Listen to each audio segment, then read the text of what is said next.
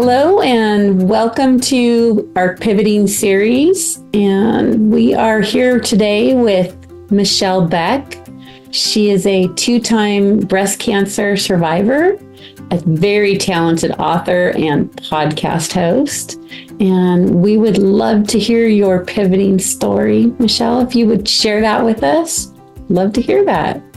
Thank you, Gina. I'm so thrilled to be here today to share my pivoting story. I've watched some of the other stories of the women who've come before me in the series, and I am in awe and so thankful that they're willing to share their stories, because what I have learned through my two cancer journeys is that we truly heal through trauma by community support and being together. So that we'll get to my pivoting point, but it definitely has to do with finding a community and knowing that I was not alone.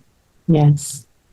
So growing up, I was always around breast cancer. Unfortunately, my paternal grandmother was diagnosed when I was a teenager, and she went through multiple diagnoses and was finally metastatic, and she passed away in 2008. A lot of that was when, I was a teen and I was in my 20s, and I really didn't. I knew what breast cancer was. I knew she had it. I watched her go through it, but I didn't really know the depths of what she was going through. I was a selfish kid, but I'm thankful that I did get to spend time with her before the end and got to say so many things that I hadn't earlier. And that was really special to me. But for some reason, I always felt like I was a fatalist, I guess, and that I was going to also get breast cancer. I know that's not really a fun thought, but it was just kind of in the back of my head. So I started to get my mammograms early at 37. I'd spoken with my doctors and I said, hey, I have a family history. And, funny, when I had just had been with my husband less than a year when my grandmother passed. And I had told him at that point, and he's like, well, how are you feeling? And I had told him, wow, I'm kind of scared that this will happen to me. And he goes, well, how do you feel about that? And I said, well, if it ever happens to me, I'm just going to have a bilateral mastectomy and get rid of everything and be done with breasts, because who really needs them? Yeah. Well, fast forward to not very long later, 4 years later, and I was dealing with my own breast cancer diagnosis. I feel like cancer heard me and just kind of said, hold my beer, which not the best thing. But I can joke and laugh about it now because I am 6 years, no evidence of disease from my second journey. But we'll step back into the first one. So I was getting my regular mammograms, and I got the call that I had a irregular mammogram, so I needed to go in, have a biopsy and an ultrasound. And from that moment on, when I even got that first call, I just knew. And so thankfully my husband had gone with me. They did the ultrasound that same day, and they said, well, you definitely need a biopsy. You're here, let's do it now. And I was like, okay. Which was good because it did not give me time to be afraid. Yeah. A breast biopsy, I'm sure it was very similar to many other types of biopsies. They use a very large needle, and you are numbed up with lidocaine, but lidocaine itself is not pleasant. Right. Yeah. But I'm sure you've experienced that. Mm-hmm. Yeah. It's funny knowing how bad lidocaine is. How bad must the other things be for them to give you the lidocaine to numb you? Oh, gosh. And so you go in with these giant needles, you get numbed up with the lidocaine, and then they use something that literally sounds like a stapler in your breast. They go in and they're like, okay, we're going to take the biopsy, and they do a click. And literally you can feel something, but it's the click and you hear it. And I remember laying there, my husband holding my other hand, and tears just streaming down my face. Oh, wow. Because it's once you hear that, you may have cancer, your brain just goes in all different directions and none of them are good. Mm-hmm. So I received my actual diagnosis 2 days after that. It was on December 7th, 2012, which so for me, that is always a date that will live in infamy. Mhm. For those of you who are familiar with Pearl Harbor, that was that day. So I share that. That was the day that my body literally was attacked. It was attacked before, but that's the day that I associate with it. And Right. even though I was very lucky, I was diagnosed stage 1, low grade, ERPR positive, HER2 negative. And in the breast cancer community, that is quote unquote the best breast cancer to have. So, yay, I got one win. Very treatable, caught early. Through my pathology and my staging, I was told that I did not need chemotherapy. So that was another huge win for me because I'm not going to lie, I'm very vain and I was worried about my hair. So, I mean, I can admit that now. Back then, I was like, I just don't want to have chemo, but I didn't want to lose my hair. But I Mhm. guess that's for so many, it's much more important to keep your life than to lose your hair. So, highly applaud that decision. But I had the option of what type of surgery to have to remove my tumors. And mind you, my tumors were small. I had two of them very close together, and both of them combined were under the size of a pea. Oh, Wonderful, great. And I would not have found them other than a mammogram until it was too late because they were very deep in my chest wall. And after having my son, my breasts were large. So I'm just so lucky. I'm a huge proponent of mammograms for mm, early detection because if I wasn't going, it would have been a long time before that cancer was found and my journey would have been a lot different. So at this time, I had a young son. He was almost 20 months old, and I was fortunate enough to be a stay at home mom with him. So I was really struggling with my surgery decision. What do I do? Even though I had always said, I'm just going to have a bilateral mastectomy, get rid of my breasts and move forward, I, I couldn't do that. For me personally, my son was so young. I waited a long time to have him. I was 39 when he was born, so 41 when I was diagnosed. I didn't want to give up that time with him as a toddler where I was cuddling and playing and being really active with him. So I chose to have a lumpectomy with radiation. As silly as it sounds, I ended up having two lumpectomies.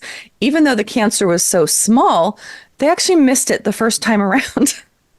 wow.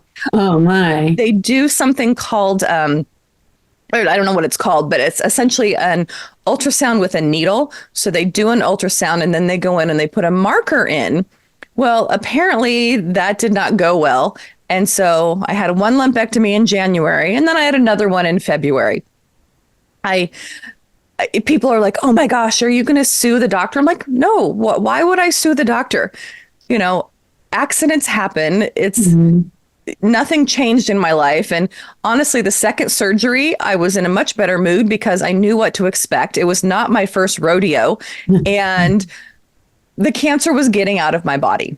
Right, right. Looking back on it now, it might have been a smarter decision to go forward with a full mastectomy, but at the time, that choice was right for me. And I two lumpectomies. I had 35 sessions of radiation, so 7 weeks, 5 times a day. I got Mm, to love books on tape because I was driving back and forth and back and forth. I had a wonderful support system in my husband and my friends and my family, but I was so focused on my son, keeping my son happy. And, he was young, he didn't understand. And so I just really, once I was done with active treatment of the lumpectomies and radiation, I just put it away. I mm, compartmentalized because I did not want cancer in my life. right. I had watched my grandmother pass from it. And yes, she was older. She was in her 70s. I was in my early 40s. But there was that fear, and I was not going to let that fear take over my life. So I did not seek out any outside support. I literally just put my cancer in a box and I locked it up and put it away. Yeah. Well, that only lasts for so long.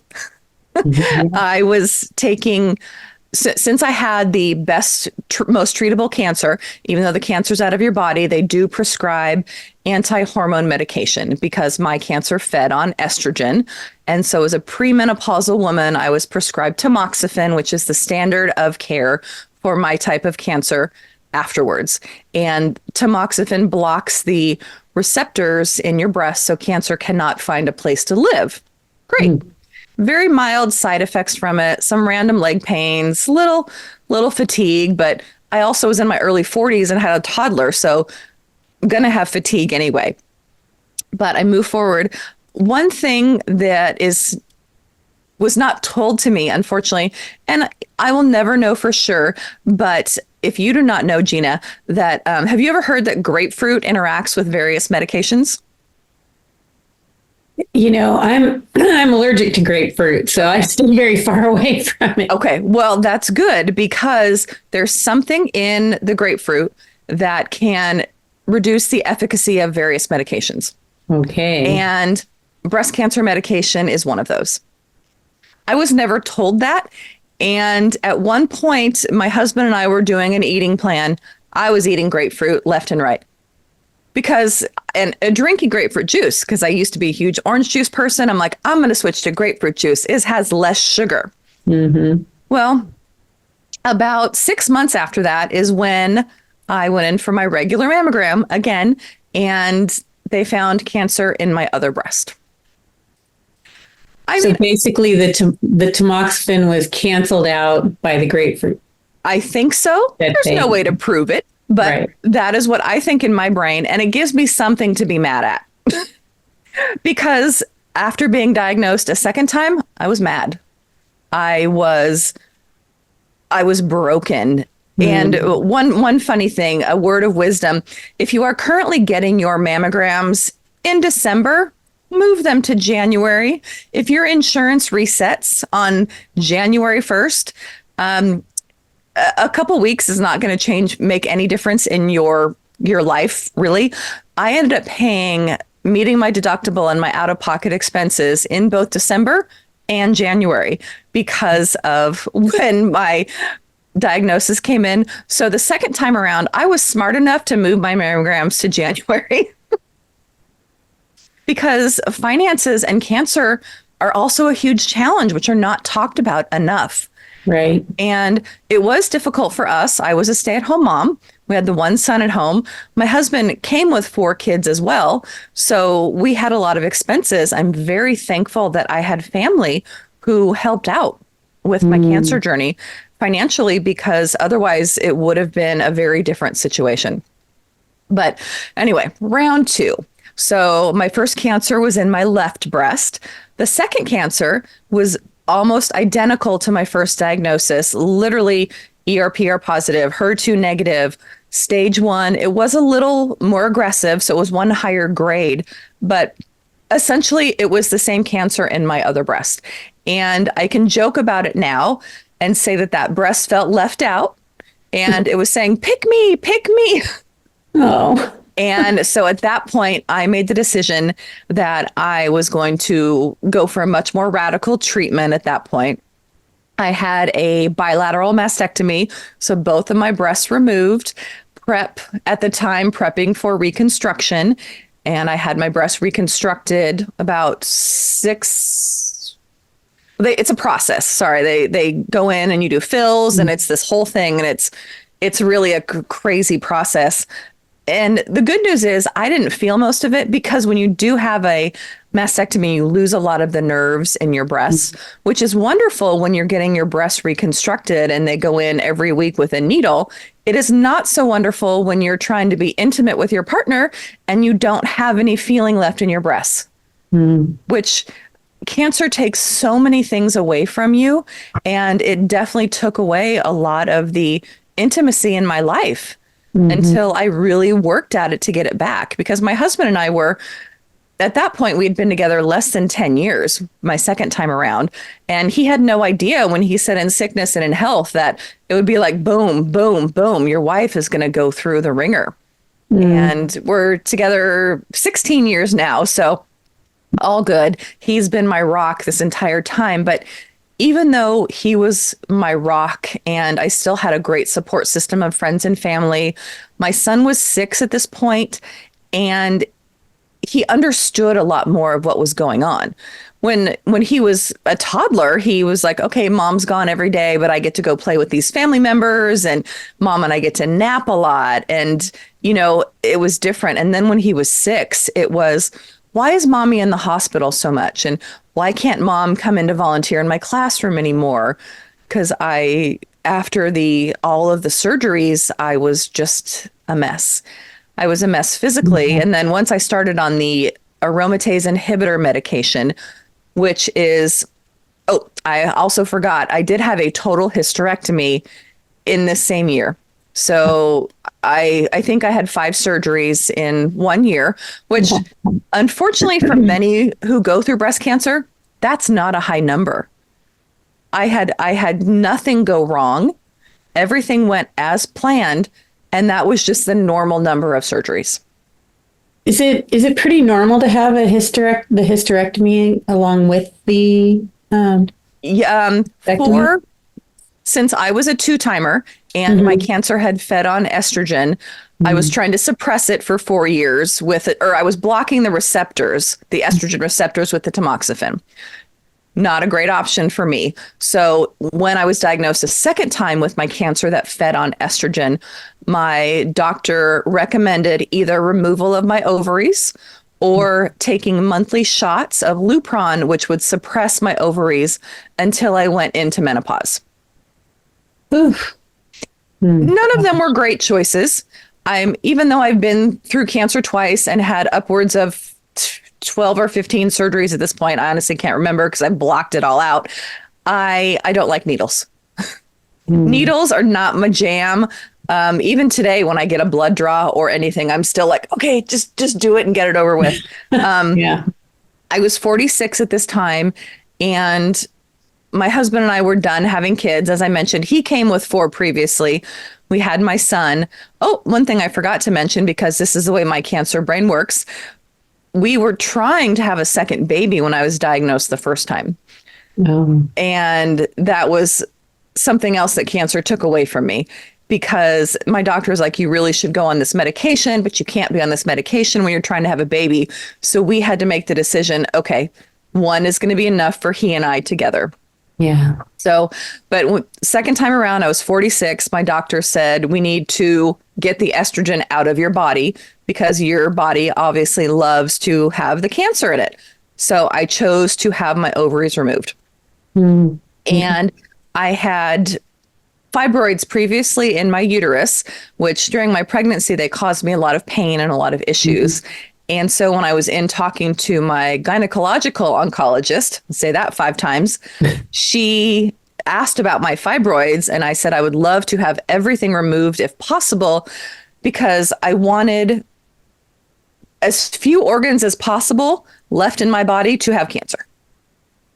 So I just said, I went in and just take them all. So uterus, ovaries, fallopian tubes, cervix, all gone in one shot. Hmm. The wonderful thing is I got to experience laparoscopic surgery this time.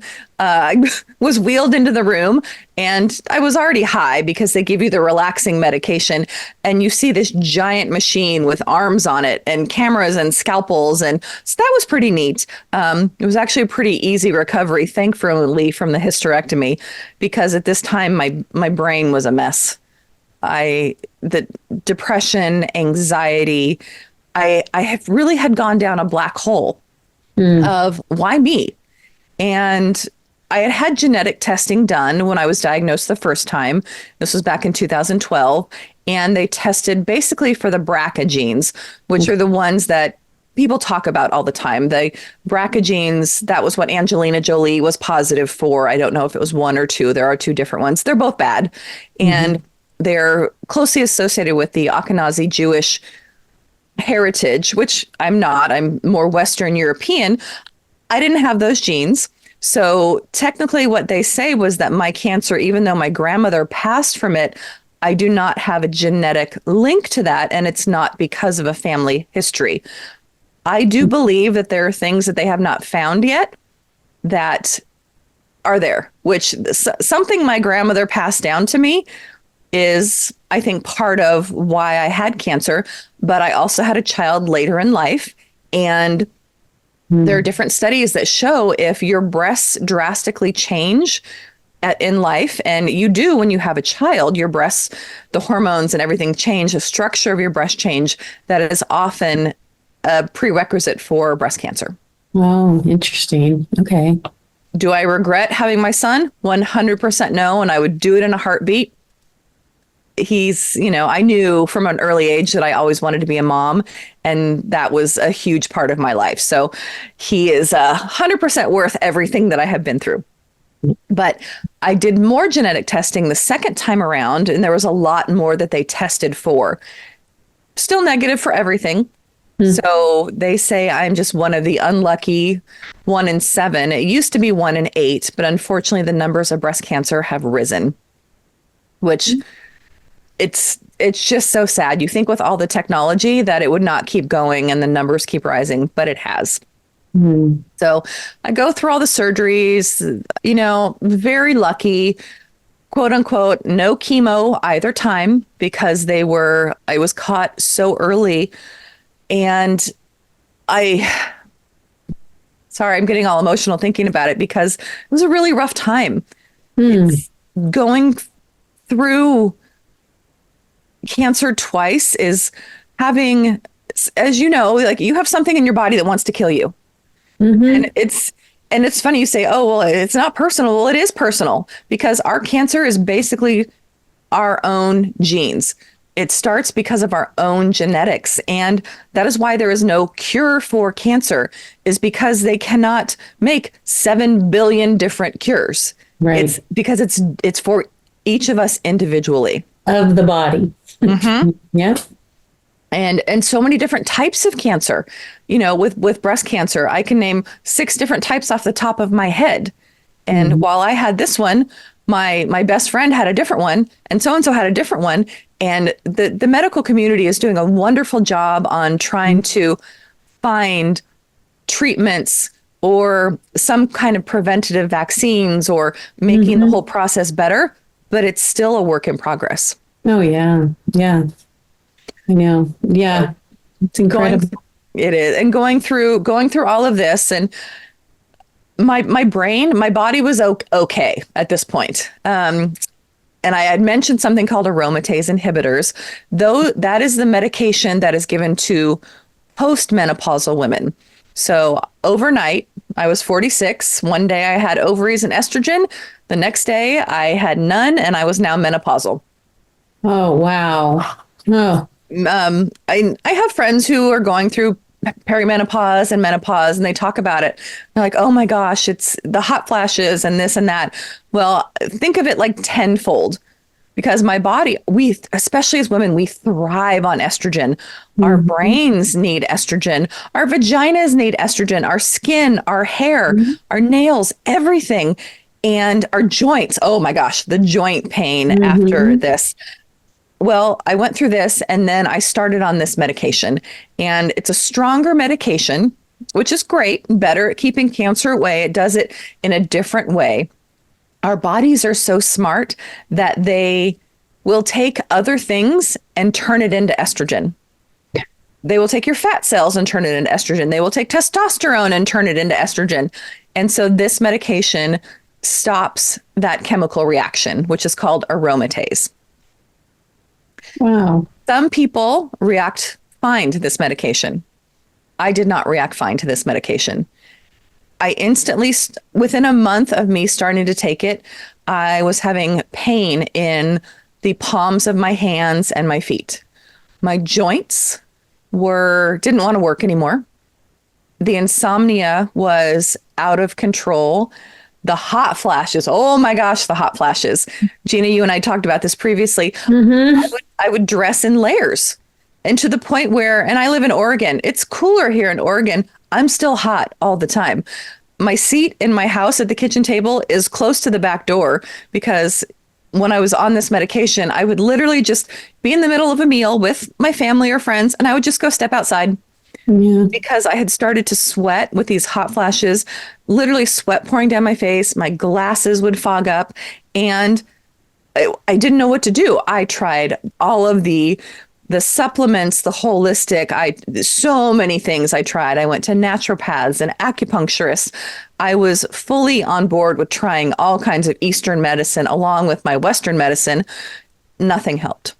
Mm. And I dealt with this for 5 years. And the emotional toll of this really continued to exacerbate my brokenness, even right in the beginning. So I was really having a hard time. My son had gone back to school. He was home with me over the summer, finished all my surgeries, and I had a brilliant idea. I'm like, I'm going to go get a job at my son's school. I'm going to work 2.5 hours a day in the cafeteria, handing out bathroom passes and opening kids' lunches. I loved it. My son was there. I got to see all of his friends. I knew the staff. And due to the pain in my body, I could not be on my feet. And I lasted at this job 3 days. Oh. I had to go into the principal's office on the last day and I was crying. I was friends with her and I'm just sitting in her office crying and she's like, "Honey, what's going on?" And I'm like, "I just can't do it." And I just felt so incredibly broken. Mm. I feel like my body had betrayed me twice. And I look back on it now and I'm incredibly grateful for my body because every day my body gives me breath. It gives me life. I'm here. I'm here to tell this story. But at that time, I could not have felt worse about myself or my body or what I was doing in life. Hmm. And I went home and I think I laid in bed the rest of the day. And then I got up the next day and decided I had to figure out what I could do, something that I wasn't on my feet a lot. And we'd lived in our house for, I don't even know at that point, 6 or 7 years. And I had driven by this organization called Breast Friends. Didn't know what it was, but I finally looked it up because they had a ribbon, a pink and teal ribbon, and two women together, and that was kind of their logo. And I was like, okay, this must have something to do with breast cancer. And I looked it up, and they are an organization whose mission it is to support women going through and beyond breast cancer, ensuring that no one feels alone. And I decided that I was going to go see if they had volunteer opportunities because I figured, well, I can probably do something that I'm not standing, which unfortunately I still can't stand for long periods of time, but I have mad office skills, mad computer work. I was an executive assistant by trade in my prior career and I ran offices. I worked for CEOs and boards and I was a paralegal before that. I was like, I have good people skills and good office skills. So I walked in the door and I met this is my pivot right here. This is what really turned around my cancer. And I'm so incredibly grateful. So I walked into Breast Friends and I met Allison Hancock, who is now the executive director. At that point, she was the volunteer coordinator and events coordinator, I believe. And I said, I want to volunteer. And she asked, why? Why was I there? And had me fill out a form. And she sensed something in me that she saw something in me that I didn't know that I needed. She, she took my information down and she walked me over into the other side of the office and she introduced me to a woman named Yvonne Neidigger, who was their director of programs and the patient coordinator. And I met her and she enveloped me in this hug.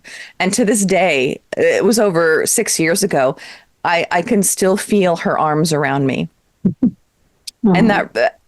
that epitomizes right there the heart of Breast Friends and what they do. So I sat in her office and I cried in her arms for an hour.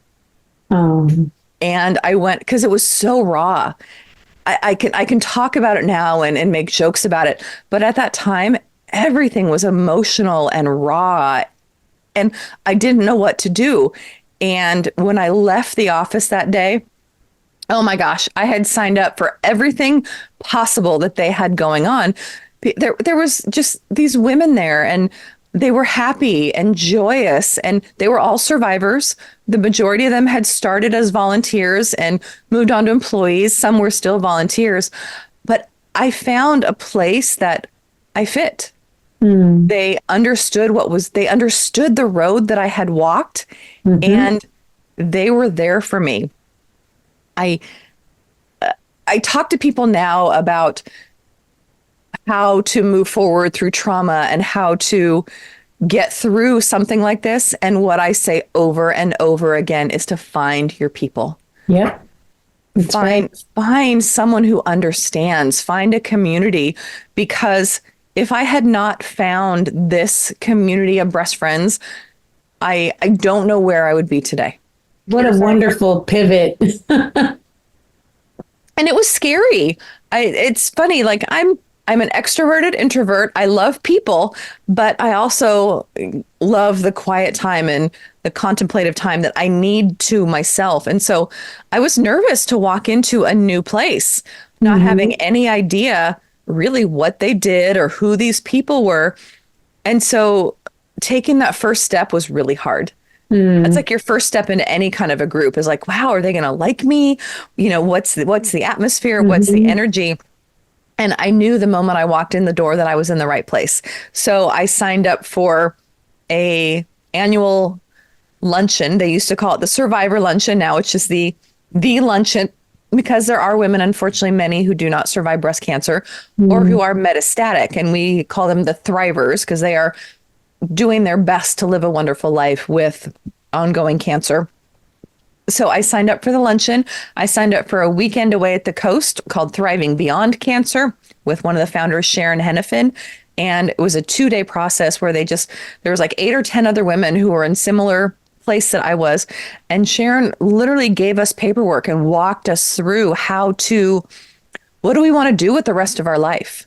And when you're sitting down in a group full of women who've experienced this kind of trauma and you're asking these questions, it's like, whoa, like I have been given, and not that cancer was a gift, but I have been given an opportunity to look at life differently and to Yep. change what I'm doing in my life and how I feel about life. And over the last 6 years, I've made so many wonderful changes because of the community that I found at Breast Friends. Mhm. A big one came the weekend was after this luncheon that I went to. So at the luncheon, I'm going to I'd been in the office, I had started volunteering and I had met some women, but this was like a 300-person luncheon downtown Portland in a hotel, and I'm like, "Oh my gosh, what what am I doing here? Like I'm by myself, I don't know anybody."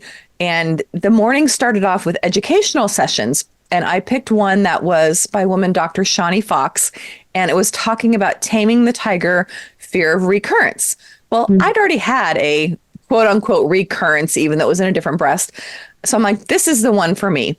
And one of the things I remember so greatly is she had us in the room talking about how to move forward in life, how to live without that fear, and had us close our eyes. And we did an exercise of imagine being in the most beautiful place you can think of and put yourself there.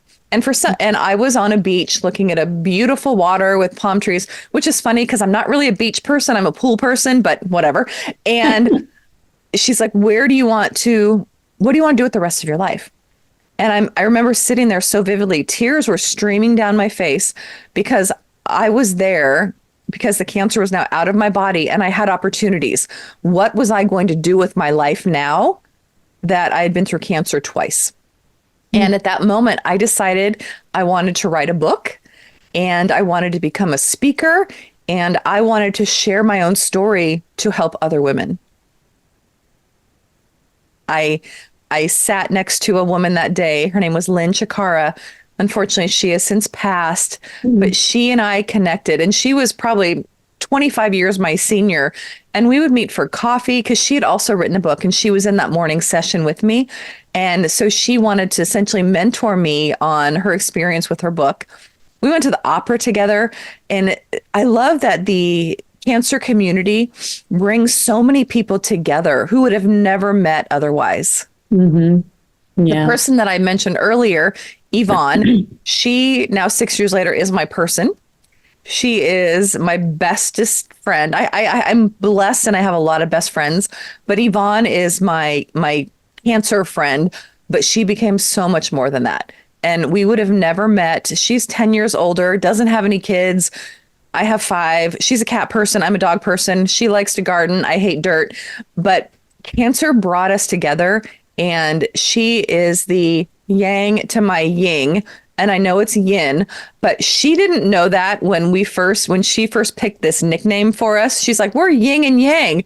And I just thought it was so cute. I'm like, I'm not going to correct her.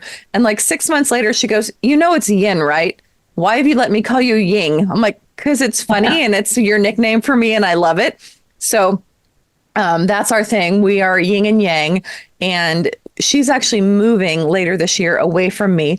I'm thrilled for her, sad for me, but we're actually going to get yin and yang tattoos too. So we will never be far apart. But I would never have met her other than for the cancer. There's so many women who I've seen experience the same phenomenon. Women who came into Breast Friends not knowing each other from different parts of the Portland area, and they formed these little pods. And there's another group, there's 5 women, 5 or 6 of them, who came in about 6 months after I did for support. And they now are best friends, and they're all getting matching tattoos, and they do things together. It's just finding the sense of community and connection is truly what made my cancer journey so much better. And Breast Friends became my home for 5.5 years. Wow. Since I started to volunteer, and then about 1.5 years later, it was very funny. I was in there, they called me into the office one day. And I mean, I'm a volunteer. Why am I getting called into the office of the executive director? And I walked in and I was really nervous because I'm very nervous I'm like, oh my gosh, like I like attention, but I was nervous. And I walked in and I said, are you firing me from my volunteer job? And thankfully, no, that was not the case. They were actually offering me a job. So, and mind you, this was a nonprofit, very small salary, but a little one. And I had been a stay-at-home mom. So to me, this was amazing. I was getting paid for something that I love to do. So when I had first started there, I took over something called their hat project, where I would send out, they had baseball caps and they were in pink and teal because those were the colors. And they had these little caricatures on them. And one of them said temporarily bald, but permanently beautiful. And the other one was, has anyone seen my hair? And it had a little rabbit on it. And so we would send these hats out all over the country to women who'd lost their hair. But my favorite part of that was I got to call these women and check on them and ask, did you get your hat? How are you doing? Can we do you want a longer phone call for support? But it was so amazing because these women were so thankful for that connection. So many of them did not have any kind of a supportive community. Many didn't have family or friends who were taking care of them. And so I got to be their lifeline. And that's really where I learned to become an active listener. And obviously you can tell I'm a Leo and I love to talk. So it was definitely a challenge for me to learn to be like, okay, let's listen to what they're going through. And over my time at Breast Friends, I did the hat project, and I would start to help Yvonne, who ended up being my boss when I was hired, with various programs that we would do. We would had something called the Warrior Women Workshops, as a tongue twister. And we would do educational sessions. We would do in-person community, and it wasn't really about the cancer. We did have monthly support groups where we talked about the cancer, but we also did fun stuff where it was, let's talk about something besides cancer. Let's do these fun activities together and create these bonds. And it's something that left such a huge impression on me that my husband, he would come home, and if I wasn't home, he would be like, oh, she's at Breast Friends. She's it really became my home away from home. I cannot stress enough how important. I mean, that is my pivot, finding your community, finding the right place where you want to be. And I look back on it now, and I there is something called trauma bonding, which has a kind of a bad connotation to it. But I look at trauma bonding in the way that we've taken the trauma that we've been through and it brought us together in a good way. So I've kind of flipped the script on that one, because it really being able to go to a place where the women got it. When I first started there, I was the recipient of the listening ears and the shoulder to cry on. And then over time, I became that for someone else. I Right. became the shoulder. I became the ear. I started to lead support groups. Then, unfortunately, as we know, we were hit by a worldwide pandemic, and the majority of our events were in person. And unfortunately, just because our in-person activities stopped, that doesn't mean cancer stopped. That doesn't mean the women who needed the support weren't there. And so we did talk about another massive pivot. Within probably 2 weeks, I was the youngest in the office and the most computer savvy. And so I literally rerouted everything to Zoom. We started setting up, we had 4 or 5 meetings a week over Zoom for we had young survivor meetings, we had metastatic meetings, we had get-togethers, we would do Friday happy hour and trivia. And we had so many Zoom meetings that we actually wore ourselves out. It was a really challenging time, but also, unfortunately, it proved to be devastating to many women because they were not going to the doctors. They were not getting their mammograms. They were not getting their scans. And so unfortunately, women were getting diagnosed later and later. And unfortunately, their cancer was a lot more aggressive. So it was a super hard time. Yeah. Very thankful, though, that we were able to pivot to Zoom in so many ways because we were able to provide that support. But it was challenging. And aside from COVID, in about a 1.5 year period, we lost 10 women. And it was strange because in the first 2 years that I was there, we didn't lose anybody. There were metastatic women, but there was definitely a shift. And so it was really heavy on my heart. But I knew that I loved Breast Friends so much. I still wanted to be a part of it, even though it was heavy. And an opportunity arose for me to continue on. My Yang also retired at that same time, Yvonne. As I mentioned, she was older and she'd been doing this for quite a long time and she had family issues. So she retired and I was like, oh, well, my person's not here anymore. What do I do? And one of the founders came to me, Becky Olson, which I'm forever grateful that she saw something in me. Becky, unfortunately, was metastatic. This was her 5th time around. 65, she, lived a wonderful life, but she knew this was going to be her last journey with cancer. And she asked if I would co-host a podcast with her. Becky and Sharon, the founders, had started Breast Friends Cancer Support Network back in 2016. They called it the radio show because it was on Voice America Radio, but it's available online. All the episodes are still out there. There are, I believe, over 350 episodes.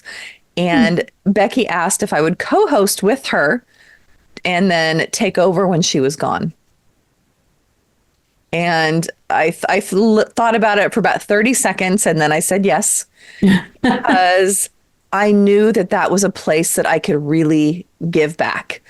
I could give back to a wider audience. I love to talk. I love being on stage.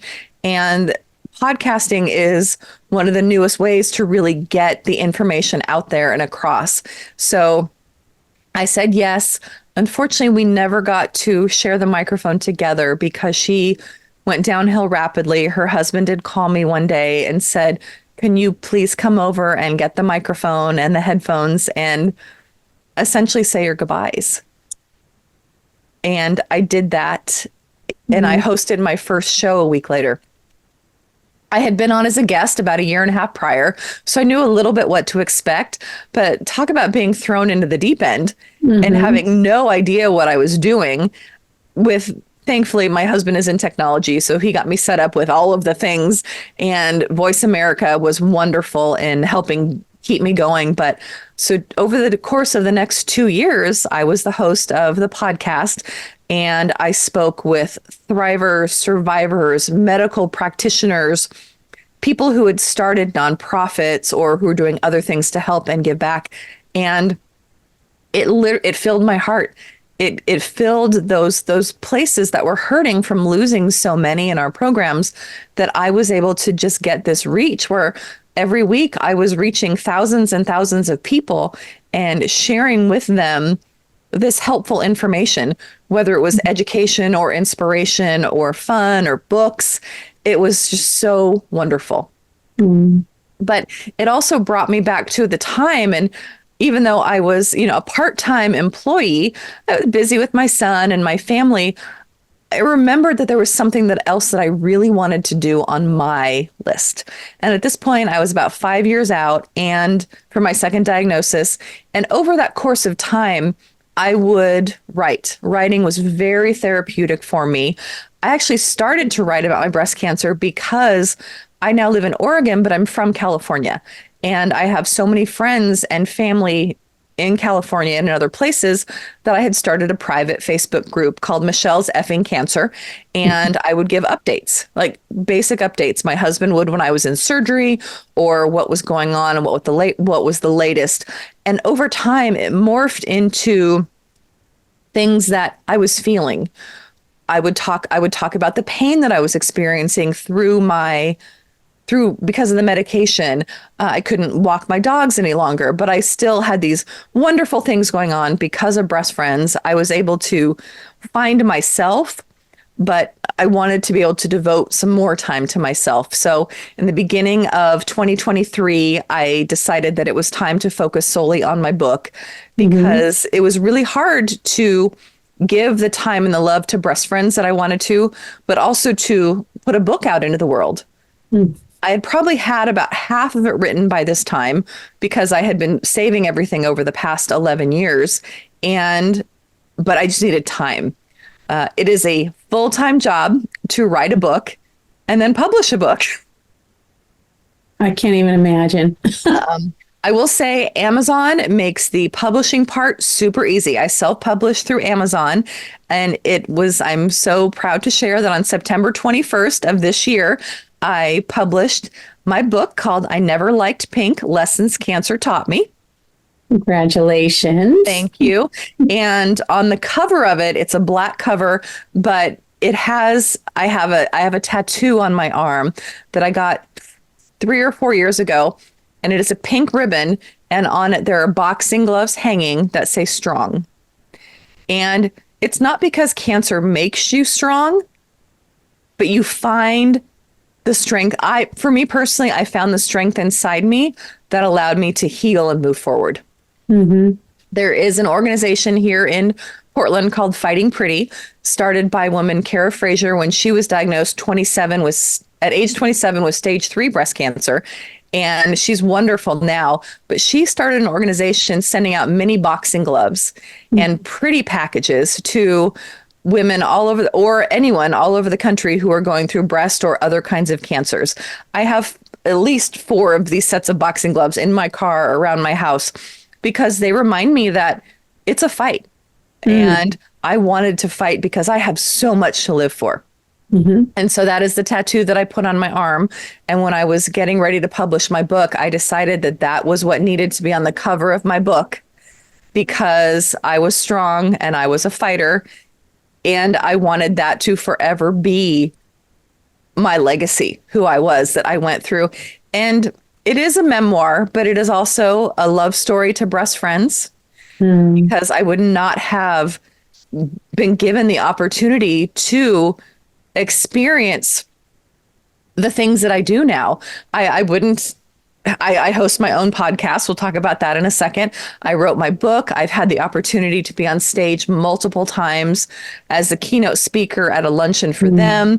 I MC all of their annual luncheons now, because even though I left them in February, they still ask me in October, will you please come back and host our luncheon? Like, of course I will. Breast Friends will always be a part of my heart, because I love them so much and the amazing work that they do. Mm-hmm. But the book really goes from, I say it's the good, the bad, and the ugly of my personal story. And it is really the lessons that I learned. So the chapter titles are Cancer is a Full-Time Job, control is a big fat lie. Sex goes to die in Cancerville. Like I talk about a sweatshirt can bring you down. I talk about all of these things, but also wonderful things. I was listening to one of the other pivoting by Dr. Samantha Siegel, and she was talking about Camp Kesem. My son has also gone to Camp Kesem, and I'm on the both local and national advisory board parent committees for them because they're such a wonderful organization. We love Camp Kesem. Oh, I love them. I had Alicia, the CEO, on earlier this year on my podcast, and I've spoken at one of their Oregon Make the Magic fundraisers because they're just so important to my heart and what they were able to do with my son. So in the book, I talk about the good and the bad and where I'm at now. And I'm so thrilled with where I'm able to be now. So I've mentioned since I knew I was leaving Breast Friends in earlier this year, I decided to start my own podcast because I love talking. And I named it We Rise by Lifting Each Other. And that is how I would sign off all of the Breast Friends podcasts. That was my last thing. See you next week. Remember, we rise by lifting each other. I'm not going to lie. I found that quote on a sign I bought at Home Goods, which sits above my desk. And I look at it every day because I truly 100% believe that if I did not have the community and the support of the women that I found, I would not be doing this.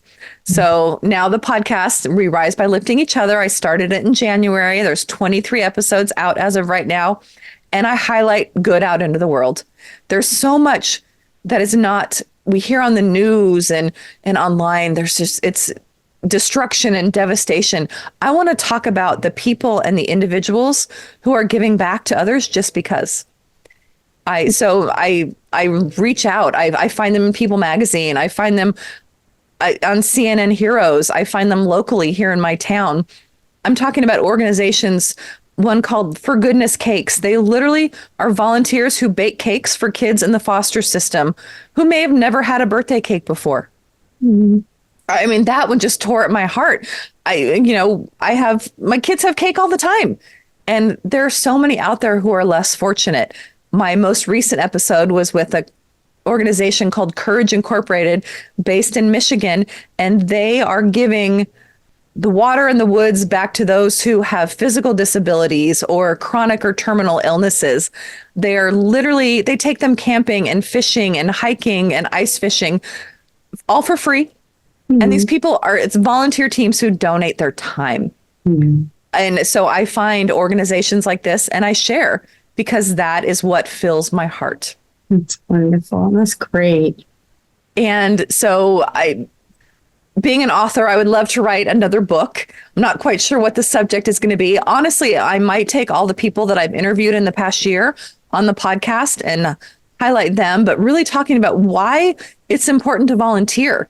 What does it do for us? There was actually a study recently, I believe at Harvard, which showed the benefits of volunteering in seniors. They looked at different studies, people who did not volunteer and people who did, and their happiness was higher. Because while you're giving to others, you're getting so much back. Oh, yeah. And that is what really my time at Breast Friends taught me that. Like they gave me so much. And then I was able to pivot and flip the switch. And now it is what I do to give back. My brain is not the same. My body is not the same. And what is important to me is not the same. That's what cancer taught me was what is truly important. My family, my friends, giving back. That's it. And life and experiences. I want to experience so many things in life.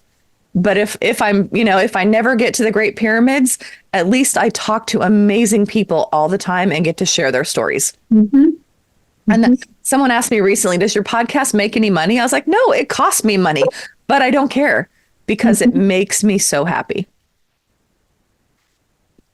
So, and I think just for the rest of my life and whatever my career turns out to be, I would love to be on stage. I would love to do a TED Talk. I want to be an inspirational speaker. And that may come in time, but if not, that's okay. Because what I'm doing every day now, I'm a better person because of my cancer. And I'm thankful for it. Actually, a friend recently asked me, who's metastatic. She's 40 years old, has been metastatic for 4 years. And she actually said, if you could change it, do you wish you never had cancer?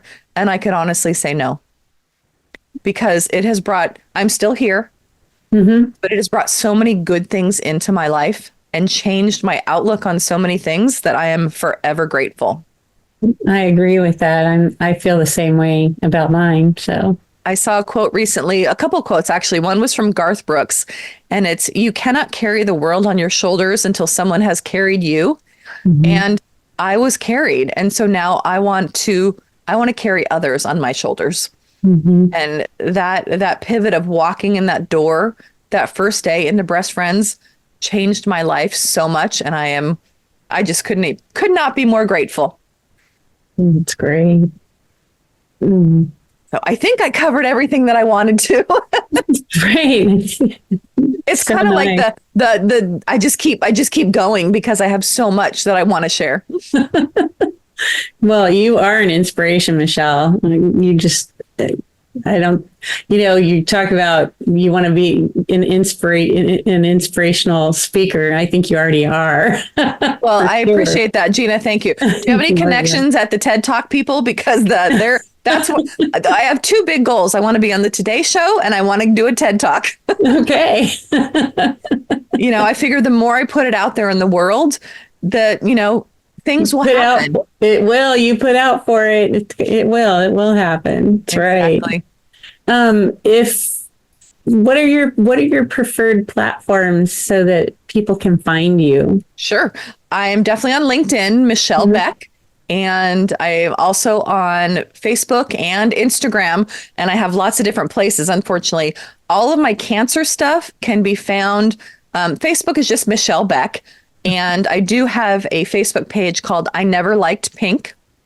And I also have Instagram, which is I Never Liked Pink. So those are there. And then I also have We Rise by Lifting Each Other on Facebook and Instagram. So if you're looking for the We Rise by Lifting Each Other, where I give all of my podcast updates, what is coming up, what are the newest episodes and things like that, you just look, there's a colorful phoenix, and that is the brand for the We Rise by Lifting Each Other. Your background, right? That is my background, because I really feel like the phoenix rising from the ashes, and I'm a whole different person now. Yeah. Thank you so much, Michelle. This has been just a wonderful, wonderful pivot story. I love it. Thank you, Gina. Love it.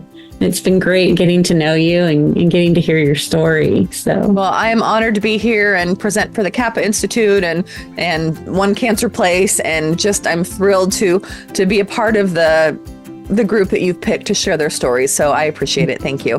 Thank you so much. That's going to end our pivoting story for today. Thank you.